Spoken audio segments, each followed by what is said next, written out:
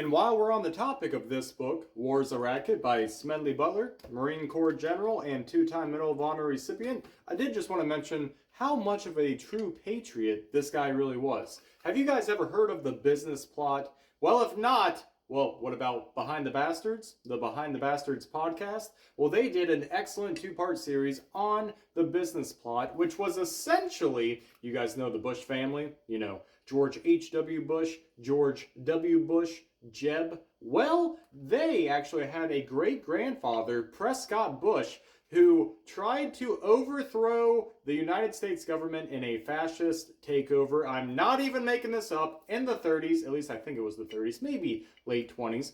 But they asked Marine Corps General Smedley Butler if he would essentially be the stand-in for the presidency while someone else, Prescott Bush or someone else, just kind of pulled the strings behind the scenes, because Smedley Butler was actually very popular with a bunch of the protesting soldiers who were always picketing outside the White House because, World War I had just ended. Of course, we've always had a terrible history of treating our soldiers like shit, so the soldiers were unhappy. This guy was kind of their saving grace. So if they could just put him as the face of this takeover, then maybe the soldiers wouldn't be so pissed off, maybe the people wouldn't be so pissed off, and then they could install their business plot. I'm kind of butchering this suddenly, but yeah, definitely go check out the Behind the Bastards podcast for all the details as to what happened, the details that I am